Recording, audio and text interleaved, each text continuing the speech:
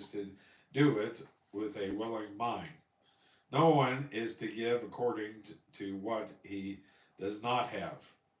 In the section on First Corinthians, I gave an illustration which I will repeat because it is a very fine example of this principle. I thought he loved this story. When I was a pastor in a church in Texas, that's McGee and not me, one of my officers owned several Coca Cola plants, and one of them was in our town. He was a man of means, and he owned a ranch where we used to go out to hunt and fish. Often he would ask me why I didn't preach on tithing. I thought it was interesting that the Belial, that was one of the things that the Belial deacon down at Liberty Avenue would often bring up because he was the treasurer. He wanted more money to handle, I'm sure. That he would ask the pastor why he didn't preach on tithing. And so one day I said, why should I preach on tithing? He said, because it is the Bible way of giving.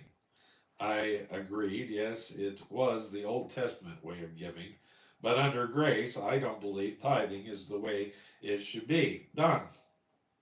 So he asked me, how do you think it ought to be done? I took him to this verse, uh, as God has prospered him. Now, this was during the Depression. If you are as old as I am, you'll remember that the Depression in the 30s was a very serious time. So I said to him, for some strange reason, Coca Cola is selling, and you are doing very well.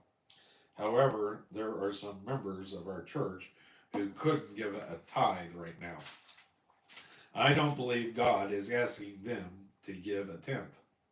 There are a few people who are doing well and they are to give as they have prospered, and they are not to stop with the tenth. Probably they ought to give a half. Do you know that this man never asked, uh, never again suggested that I preach on tithing? The reason was that he found out that a man is to give according to what he hath, not according to what he hath not. I thought it was interesting. Braden's uncle, uh, can't remember, let's see, which one was that? Wasn't Robin. Anyway, he lives down in E-Town. Braden's mother found it offensive that he gave half of his income to, they was that sold out for Christ, but that's how that we should be. I don't know how much I give to the Lord. I just, every time the plate's passed, I give the biggest bill I got in my wallet, and that's the way that we should do it. If you can't do that, then I understand. There's some in our church that could give a lot, and some of them do in various means, but some don't. And so and then we have a majority in our church that probably couldn't afford to, that shouldn't give a tenth if they are, if they're needing to be fed by the church and helped by the church.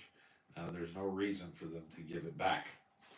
Um, and so, in fact, I admonish, we've got a couple that I know that give way too much to everybody. But then, this time of year, they need money, they need help. And so I admonish them, don't give to anybody. Don't give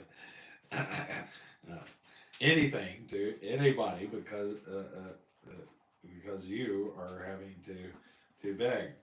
The tithe, where a basic measurement is the Old Testament. I cannot believe that any Christian today would have a good today who has a good income should give less than 1/10. In this time of great abundance, Christians should be giving more than a tenth. We're a blessed nation. We don't realize it until you go to another country and see